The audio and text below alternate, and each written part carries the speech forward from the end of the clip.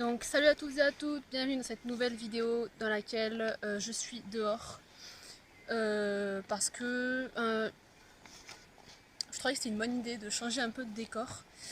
Donc j'espère que vous m'entendez bien, j'ai fait un test juste avant, ça avait l'air d'aller. Du coup cette vidéo sera consacrée, il y a des trucs qui me tournent autour, consacrée aux modalités des stages, donc en gros ça va être la partie un peu la plus compliquée, je pense, de cette série de vidéos, dans le sens où ça concerne un peu tout ce qui est sous le côté un peu administratif et toutes les obligations un peu qu'on doit avoir quand on fait un stage. Donc c'est un peu la partie chiante et complexe, mais c'est une partie qui est importante et je pense que c'est bien d'être au courant, même si bon, si vous comptez faire BTS Tourisme, vos professeurs vous le diront, etc. Mais au moins vous serez déjà au courant. Et puis voilà quoi. Donc c'est parti, on va tout de suite commencer. Donc en fait dans une première partie de la vidéo je vais un peu faire, enfin compléter en fait ce que j'avais déjà dit dans la présentation des stages, donc dans la première vidéo de cette série. Donc tout d'abord, depuis la réforme dont je vous ai déjà parlé, les étudiants en BTS Tourisme doivent effectuer 14 semaines de stage. Vous pouvez, si vous le souhaitez, effectuer un de vos stages ou plus. Je sais pas trop si cette information est fiable ou pas, mais en tout cas, ce qui est sûr, c'est que vous pouvez normalement effectuer un de vos stages à l'étranger, mais après, je vous conseille quand même, enfin voilà. De toute façon, je pense que vos professeurs vous le diront une fois que vous serez en BTS Tourisme. Mais il faut que vous, voilà, c'est selon les établissements. Je sais pas si tous les établissements, pardon, proposent un stage à l'étranger, voire plusieurs stages à l'étranger. Voilà, donc il faut vraiment que vous voyez ça avec votre établissement. Également, donc en fait c'est des informations un peu banales dont vous vous doutez je pense, mais bon, voilà. Durant vos stages, vous serez contrôlé par un de vos professeurs, donc soit physiquement s'il se rend à votre lieu de stage, soit à distance en téléphonant à votre tuteur. Donc pour finir sur ça, les professeurs, normalement, sont censés donner quelques pistes de lieu de stage où vous pouvez effectuer vos stages, quoi. Mais après, vous vous doutez bien que c'est à vous de rechercher vos stages en téléphonant, en envoyant des mails ou en vous rendant directement là où vous aimeriez faire votre stage. Et également, les professeurs vous aideront à rédiger vos lettres de motivation et à faire vos CV.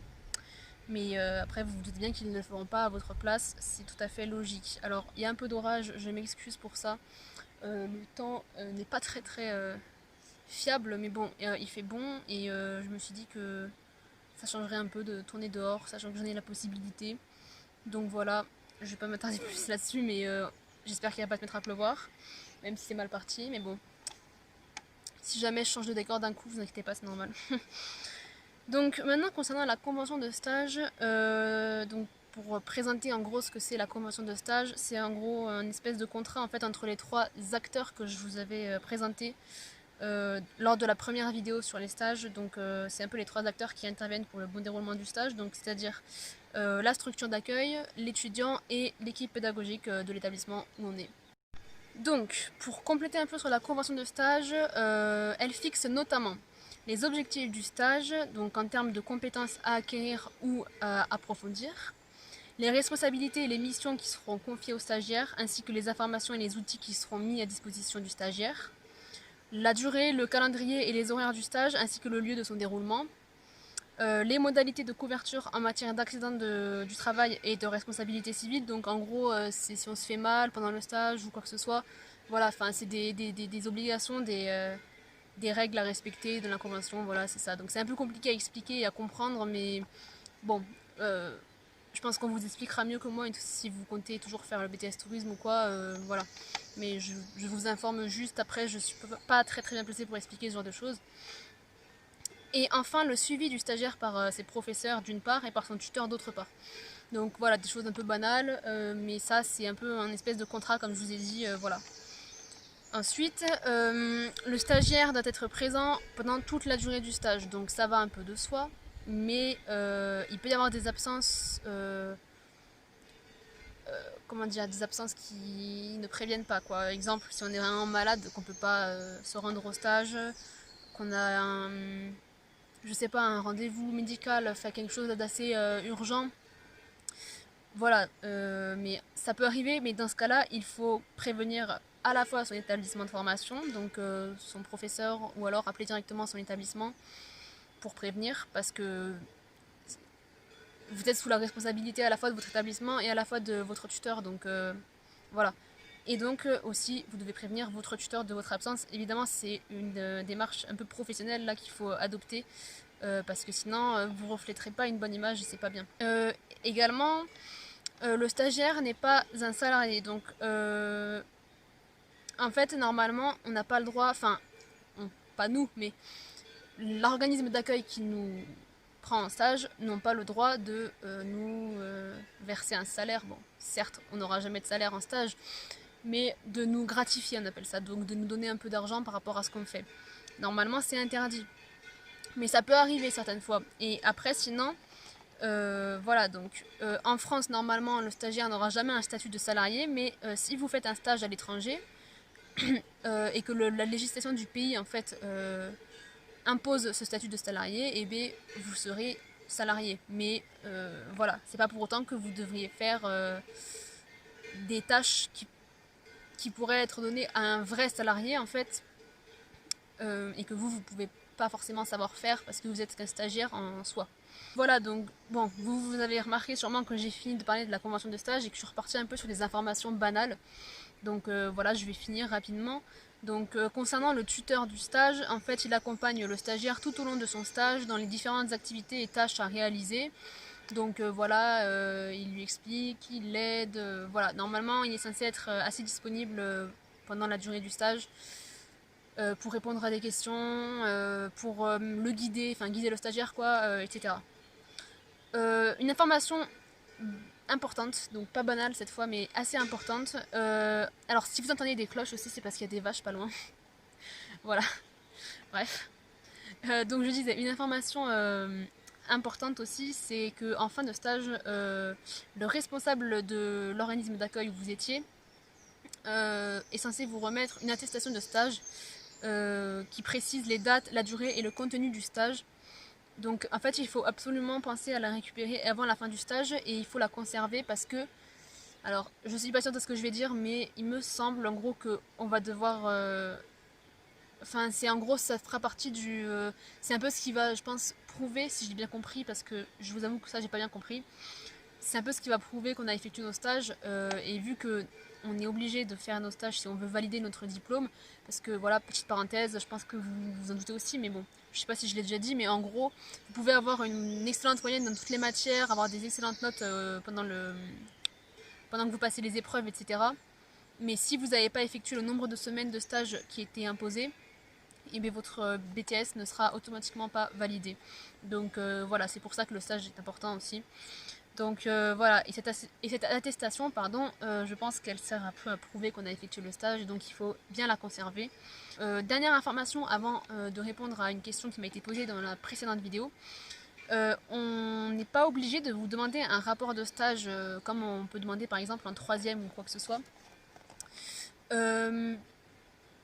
En fait, je pense que ça dépend des établissements parce que je vous expliquerai moi comment ça s'est passé, genre ce que mes professeurs nous ont suggéré dans mon lycée.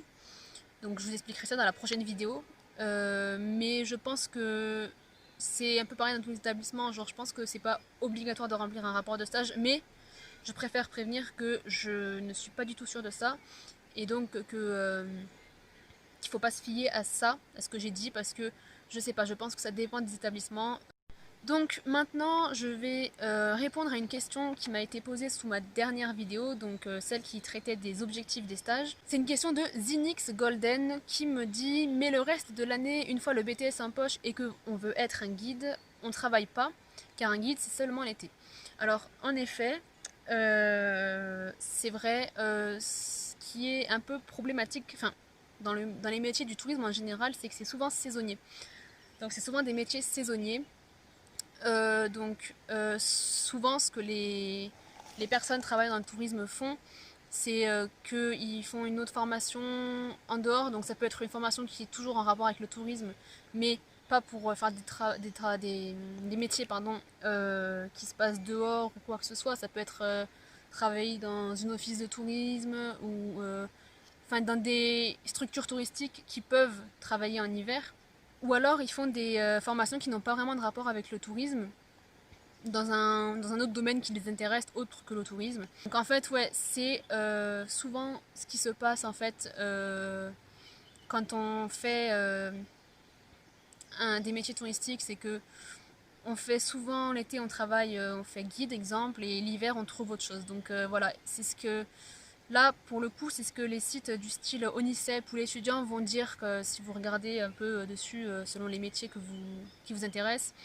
Si c'est un métier saisonnier, ils vont vous dire que généralement les personnes faisant ce métier trouvent un autre métier à côté pour la saison hivernale.